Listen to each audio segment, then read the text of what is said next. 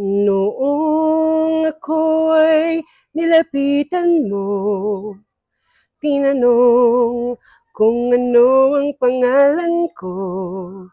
Nabighani agad itong puso na love at first sight sa'yo.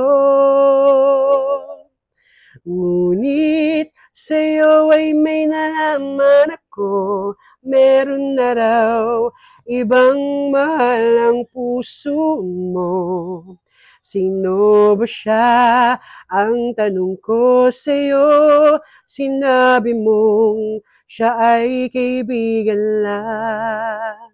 Kaibigan lang pala, napawi ang aking pangangamba. Aking nadarama ngayon. Sino ba yung kumakanta? Naku, yung friend ko, in love na naman. May pagkantang, kaibigan lang pala, napawi ang aking pangangamba. Naku, manda ka sa akin. In love ka yan, malandi ka. Hindi mo sinasabi sa akin. Pagkat siya ay kaibigan lang pala. Anita? Bakit, ma? Anita? Ma, bakit? Huwag ka nga ng oregano doon. Ha? Medyo may sinato mga kapatid mo. May lagnat, di ka dahil sa ubo. May lagnat po yung kambal. Para mo na iubot si puntong dalawang kapatid mo. Sige na. Sige po, kuha po ang oregano. Hoy, Ninita. Malandi ka. In love ka na naman, no? At may pagkanta-kanta ka pa, ha? Hindi ako in love. Sino naman yung lalaking kinababaliwan mo ngayon, Abel? Sino? Ewan ko sa'yo, Felisa. Hindi raw in love. Sama mo na ako pumunta doon kila Aling Leticia, hingi ako ng oregano. May ubo yung yung kambal. Ha? May ubo yung kambal? Nagkasamaan kita. Halika na. Alam mo, Felisa, nakakabahan ako dun sa kambal. Nung nakaraan may sipon, tsaka ubuhay, may lagnat na naman. Ganun daw talaga kapag lumalaki yung mga bata, nagkakasakit. At saka may kasabi niyang mga matatanda, di ba? Kapag kambal, dapat daw pinaghihiwalay para hindi maghawaan o mahawa yung isa. Ganun ba yun? Kailangan maghiwalay yung dalawa para hindi magkahawaan? Alam ng mama mo yan. Sige, sabihin ko yan kay mama. Halika na. Aling Leticia, magandang araw po.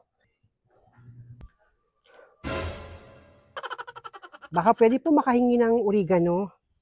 Naku, Ninita, wala kaming oregano, pero marami kaming lagundi. Pwede ka kumuha doon. Maganda rin yun. Para sa ubo. Ganun po ba? Sige, penginan din po ako ng lagundi.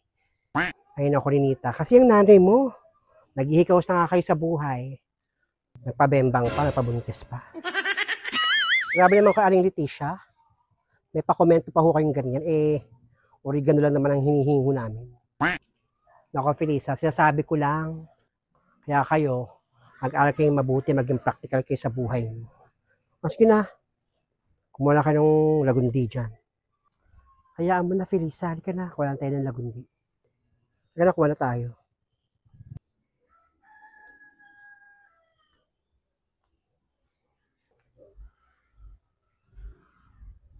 Tama na ito, Felisa. Halika na. Okay, sige. Halika na. Okay siguro ito, no? Felisa. Tama na ito. Sabi ko na kay mama, walang oregano. Oo, sabihin mo na, okay na yan. Maganda rin naman ang lagundi. Hi, Ninita. Bakit meron kang dalang lagundi? Ay, naku, Aling Feli. May sakit po yung kambal niya, Aling Nena. Opo, Aling Feli. Tama po si Felisa. May ubo po kasi yung kambal, eh. Ano? May lagnat yung kambal? Sige, punta ako dun sa bahay niya. Kakausapin ko yung nanay mo. Halika na, Felisa. Sige po, Aling Feli. Halika na. Sige na. May lagnat na agad yung kambal. Nakaraan may ubo. Ang alam ko may ubo tsaka laan. Makausap nga ito si Nena.